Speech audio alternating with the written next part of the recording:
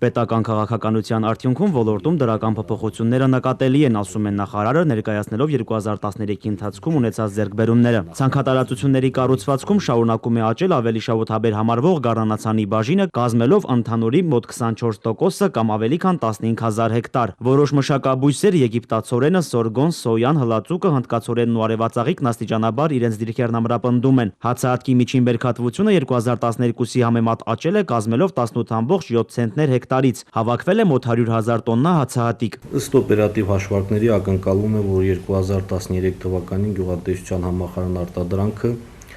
նախորդ տարվա համեմատությամբ կաճի 8-ից 10%-ով։ Արցախում արտադրված հացն ու միսը լիովին բավարարում են ներքին պահանջարկն ու նաև արտահանվում։ Տեղական արտադրության կաթը, կաթնամթերքը, ձուն եւ թշնամիսն էլ ծածկում են սեփական պահանջարկի մեծ մասը։ Շուկա է հանվել Լեռնային Ղարաբաղում արտադրված բուսական յուղն ու հնդկաձավարը։ Գյուղատնտեսության ոլորտի ծրագրերին պետբյուջեից նախորդ տարի 3 միլիարդ դրամ է հատկացվել։ Դրա շրջանակներում 2013-ին շարունակվել են աջակցության ծրագրերը աշնանացանի, գառնանացանի ու պարարտանյութերի տրամադրման մասով։ Միայն 832 տոննա դիզվառելիք է տրվել հողօգտագործողներին 1 լիտր 350 դրամով։ 2013 թվականին գյուղատնտեսություն տնտեսվարողներին տրամադրվել է շուրջ 3,4 միլիարդ դրամ ընդհանուր գումարով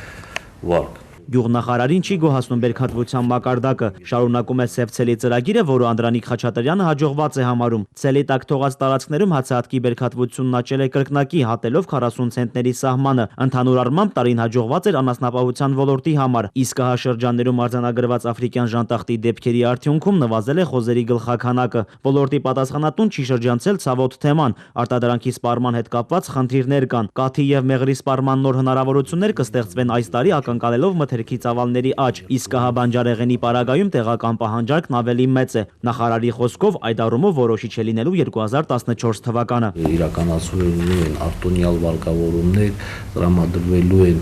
ռոռոքովի տարածքներ, հատկապես մենք ուզում ենք այդ աշխատանքները ընդլայնել Արաքսի հովտում։ Նարեկ Սահակյան, Արցախից ժամը լրատվականի համար։